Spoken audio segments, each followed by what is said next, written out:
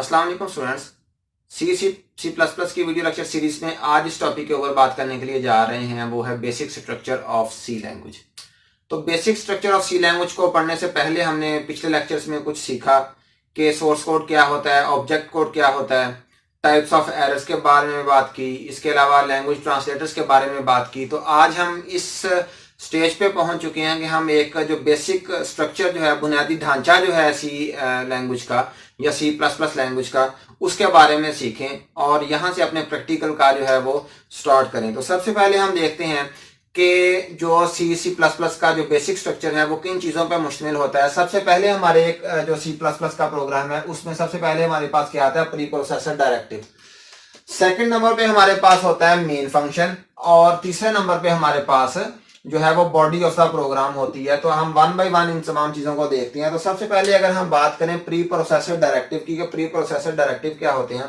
देखिए सी लैंग्वेज जो है वो सबसे पहले जो है वो हम उसमें आमतौर पे अमूमन हम उसमें क्या लिखते हैं, प्री प्रोसेसर डायरेक्टिव लिखते हैं, क्योंकि प्री प्रोसेसर डायरेक्टिव्स को कुछ जगहों पे बाद में भी लिखा जा सकता है, लेकिन हम प्रोग्राम के स्टार्ट में ही प्री प्रोसेसर डायरेक्टिव्स को लिख देते हैं ताकि उनके अंदर हम हेडर फाइल्स को जो है वो डाल सकें। हेडर फाइल्स क्या होती हैं ये भी हम आज के लेक्चर में सीखेंगे कि हेडर फाइल्स जो होती हैं वो क्या होती हैं और किस तरह से काम करती हैं और आमतौर पे कौन कौन सी जो हेडर फाइल्स हैं वो इस्तेमाल की जाती हैं। तो प्री प्रोसेसर डायरेक्टिव की अगर बात करें तो हमारे पास पे आमतौर पे जो दो तरह के प्री प्रोसेसर डायरेक्टिव जो है वो हम इस्तेमाल करते हैं। एक को इंक्लूड कहा जाता है और दूसरे को डिफाइन कहा जाता है। इसके अलावा और भी प्री प्रोसेसर डायरेक्टिव्स भी हमारे पास जो है वो मौजूद हैं और उन्हें भी हम इस्तेमाल कर सकते हैं, लेकिन यहाँ पे हम सिर्फ दो की बात करेंगे, इंक्लूड प्री प्रोसेसर डायरेक्टिव की और डिफाइन प्री प्रोसेसर डायरेक्टिव की। तो इंक्लूड प्री प्रोसेसर डायरेक्टिव जो है ये सी प्लस प्लस में किस काम लिए इस्तेमाल होता है, हेडर फाइल्स को इंक्लूड करने के लिए। और डिफाइन जो है वो सी लैंग्वेज में आमतौर पर इस्तेमाल किया जाता था किस काम के लिए, कॉन्स्टेंट्स को डिक्लेयर करने के लिए, ताकि हम कॉन्स्टेंट्स बना सकें, उन्हें कोई वैल्यू असाइन कर सकें उन कॉन्स्टेंट्स को। मिसाल के तौर पे कॉन्स्टेंट्स कैसे बनाते थे हम, डिफाइन हैश लिखते थे, उसके बाद डिफाइन और फिर उसके बाद फॉर एग्जांपल अगर हम फाई की वैल्यू देना चाहते हैं 3.14, तो इस तरह से हम कांस्टेंट्स जो हैं वो बना लिया करते थे। जो कांस्टेंट्स ऐसे आइडेंटिफायर्स को कहा जाता है जो अपनी वैल्यूज को चेंज नहीं करते। इन्हें हम नेक्स्ट जो है वो लेक्चर्स में डिस्कस करेंगे कि आइडेंटिफायर्स क्या होते हैं और कितनी इकसाम के जो है वो आइडेंटिफायर्स हैं। तो हम बात करेंगे इंक्लूड प्री प्रोसेसर डायरेक्टिव की। जो एक फर्स्ट प्री प्रोसेसर डायरेक्टिव जो है हमारे पास है वो कौन सा है, इंक्लूड। जब हम प्री प्रोसेसर डायरेक्टिव लिखते हैं इससे पहले हम क्या लिखते हैं, हैश साइन लिखते हैं, उसके बाद हम लिखते हैं इंक्लूड, उसके बाद एंगल ब्रैकेट्स लिखते हैं और यहाँ पे हम हेडर फाइल लिखते हैं। चाहे हम लिखें यहाँ पे stdio.h standard input output .h, चाहे हम लिखें कॉनियो जिसे हम कंसोल इनपुट आउटपुट कहते हैं .h, चाहे आयोस्ट्रीम .h लिखें। तो ये सारी की सारी क्या है, हेडर फाइल्स हैं। ये लिखी जाती हैं कहां पे, इन एंगल ब्रैकेट्स के अंदर।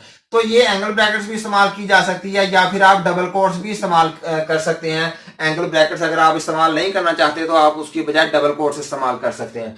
तो प्री प्रोसेसर डायरेक्टिव्स जो हैं वो किससे शुरू होते हैं, वो हैश साइन से शुरू होते हैं। उसके बाद प्री प्रोसेसर डायरेक्टिव लिखा जाता है, जो भी प्री प्रोसेसर डायरेक्टिव आप लिखना चाहते हैं, और उसके बाद मैंने आपको जैसे बताया कि या तो आप एंगल ब्रैकेट्स लिखेंगे या फिर डबल कोट्स लिखेंगे और उसमें आप हेडर फाइल लिखते हैं। अब हम आते हैं इस बात की तरफ कि हेडर फाइल्स क्या होती हैं। हेडर फाइल्स एक्चुअली लाइब्रेरीज होती हैं जो कि सी लैंग्वेज जो है वो हमें प्रोवाइड करती है। लाइब्रेरीज क्या है, लाइब्रेरीज इस तरह से हैं कि देखें कुछ चीजों को करने के लिए हमें बने बनाई चीजें जो है वो सी लैंग्वेज जो है वो प्रोवाइड कर देती है। तो वो बनी बनाई चीजों का जो कोड होता है वो कहां पे हमें मिलता है, वो हमें हेडर फाइल्स के अंदर जाके मिलता है। देखें फॉर एग्जांपल अगर आप एक चीज को बनाना चाह रहे हैं, फॉर एग्जांपल अगर आप एक मोबाइल फोन बनाना चाह रहे हैं, मोबाइल फोन कोई खराब हो जाता है, आप उसे ठीक करना चाहते हैं। आप देखते हैं कि मोबाइल फोन को मैंने खोला है, उसके अंदर चेक किया जाए तो उसका एक आईसी जो है वो जला हुआ है। तो आईसी जला होने से आपको ये पता चला कि भाई इस आईसी को अगर बदल दिया जाए तो मेरा मोबाइल ठीक हो सकता है। अगर आपको ये कहा जाए कि भाई आप इस आईसी को पहले बनाएं, बनाने के बाद फिर इसे चेंज करें, तो ये इंजीनियरिंग नहीं होगी। इंजीनियरिंग बेसिकली आपकी क्या है कि आपने मोबाइल को ठीक करना है। वो बना बनाया आईसी, बना बनाया कंपोनेंट आपको मिल जाए तो आप उसके अंदर इम्बेड कर दें, लगा दें, पिछले को निकाल दें, नए को जो है वो वहां पे लगा दें, तो जिसके जरिए से आप जो है वो आपका मोबाइल फोन ठीक हो जाए। तो यही एग्जांपल मैं यहाँ पे दूंगा कि भाई ये हेडर फाइल्स के अंदर क्या चीजें, बनी बनाई चीजें, ऐसी चीजें जो कि आप अपनी आसानी के लिए, प्रोग्रामिंग जिससे आसान हो जाती है, कुछ ऐसी चीजें होती हैं, जैसे मैंने आपको एग्जांपल दी मोबाइल फोन की। इसी तरह से अगर मैं फॉर एग्जांपल आप गाड़ी ठीक करवाने के लिए किसी जगह पे जाते हैं और जब वो इंजन को खोलता है तो इंजन के अंदर फॉर एग्जांपल एक डिवाइस, एक पुर्जा जो है वो टूटा हुआ है। अब अगर फॉर एग्जांपल उस मैकेनिक को वो पुर्जा बनाना मतलब बनाना पड़े, तो फिर उसे वो गाड़ी को ठीक करना छोड़ देगा, बल्कि वो पुर्जे बनाने वाली फैक्ट्री को लगा लेगा कि भाई मैं पुर्जे बना लेता हूं अगर मुझे जो है ये पुर्जा बनाने हैं। तो इससे बेहतर है कि वो पुर्जा बना बनाया उसे मिल जाए, ताकि वो उस पुर्जे को गाड़ी में लगा के उसे फौरी तौर पे फंक्शनल जो है वो कर ले गाड़ी को।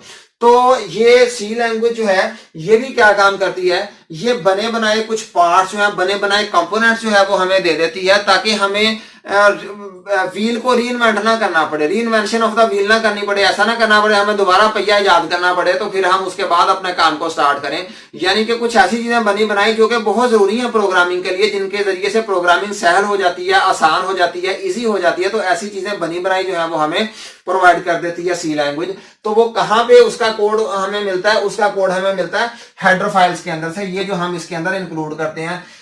Different types of header files हमारे पास अवेलेबल हैं। स्टैंडर्ड इनपुट आउटपुट वाली हेडर फाइल कुछ और का, इसमें कुछ और तरह के फंक्शंस पड़े हुए हैं। कंसोल इनपुट आउटपुट में कुछ और तरह के पड़े हुए हैं। इसी तरह से आईओ स्ट्रीम में जो है वो इनके कॉम्बिनेशन दोनों का जो है वो पड़ा हुआ है।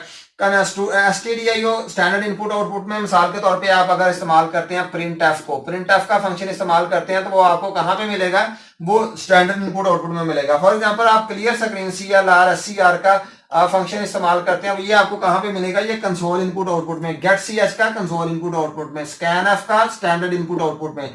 तो ये इनपुट आउटपुट के फंक्शन जो है वो आपको यहाँ पे मिलेंगे, जबकि जो दूसरे clear screen, get CH extra, इस तरह के जो फंक्शन है वो आपको कहाँ पे मिलेंगे, कॉन्गो में। इसी तरह से आईओ स्ट्रीम में जो है वो आपको C++ के जितने भी फंक्शंस हैं आमतौर पे जो अमूमन आप इस्तेमाल करते हैं वो कहाँ पे मिलेंगे, आईओ स्ट्रीम में। इसके अलावा और भी हेडर फाइल्स हमारे पास मौजूद है। मिसाल के तौर पे math.h है। फॉर एग्जांपल आप मैथमेटिक्स के रिलेटेड कोई रैंडम नंबर का एक फंक्शन है आप इस्तेमाल करना चाहते हैं, आपने कोई रैंडम नंबर लेना है तो आप एक ऐसा फंक्शन इस्तेमाल करना चाहते हैं जो आपको रैंडम नंबर दे दे, तो वो आपको इसके लिए क्या करना पड़ेगा, आपको math.h की हेडर फाइल को इंक्लूड करना पड़ेगा। फिर आप इसके जो फंक्शंस हैं बने बनाए जो हैं वो आप इस्तेमाल कर सकते हैं। तो इन्हें कहा जाता है हेडर फाइल्स। इसके बाद हेडर फाइल्स हमने प्री प्रोसेसर डायरेक्टरीज भी देख लिया, उसके अंदर हेडर फाइल्स किस तरह से लिखी जाती हैं ये भी देख लिया। इसके बाद हम देखते हैं भाई मेन फंक्शन के, मेन फंक्शन क्या चीज है। हमने सबसे पहले लिखना है प्री प्रोसेसर डायरेक्टिव और उसके अंदर हेडर फाइल iostream.h। इसके बाद हमारा शुरू होता है मेन फंक्शन void main। इस तरह से हम लिखते हैं। जब इस तरह से हम लिखेंगे तो इसे डिफरेंट तरीकों से लिखा जा सकता है। फॉर एग्जांपल यहाँ पे आप void main, इसके अंदर भी void लिख सकते हैं, यहाँ पे भी void main void। अगर आप यहाँ पे void नहीं भी लिखते तो तब भी कोई बात नहीं है। इसके अलावा आप यहाँ भी अगर फॉर एग्जांपल ये void आपने लिखा है, ये भी void अगर आप ना लिखें तब भी ठीक है। ये इसकी मैं आपको थोड़ा सा बता दूं कि ये मेन फंक्शन है। नेक्स्ट हम इसकी जो डिटेल है फंक्शंस की वो पढ़ेंगे जाके फंक्शन वाले चैप्टर में। तो यहां पे हम इतना इसे डिस्कस कर लेते हैं कि ये क्या है, हमारी रिटर्न टाइप, रिटर्न टाइप है। ये फंक्शन का नाम है, फंक्शन नेम। और ये जो है हमारे number of parameters, number of parameters. यहां पे हम पैरामीटर्स दिया करेंगे। क्या होते हैं पैरामीटर्स, फंक्शन वाले यूनिट में समझेंगे। रिटर्न टाइप क्या होती है ये भी फंक्शन वाले यूनिट में जाके समझेंगे। यहां पे आप नाम दिया करेंगे फंक्शन का। तो सी लैंग्वेज में है हम हमेशा जो है वो मेन फंक्शन जो है वो जरूर लिखा करेंगे, क्योंकि जो सी लैंग्वेज का जो प्रोग्राम होता है उसकी एग्जीक्यूशन ही कहां से स्टार्ट होती है, मेन फंक्शन से स्टार्ट होती है उसकी एग्जीक्यूशन।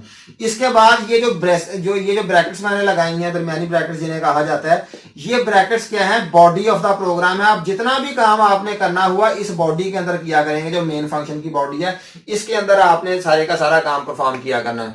तो ये तो था कुछ बुनियादी बेसिक जो है वो structure of the main function. इंशाल्लाह नेक्स्ट जो है वो लेक्चर उसमें कोई किसी नई टॉपिक को एक्सप्लोर करेंगे। तब तक के लिए अल्लाह हाफिज।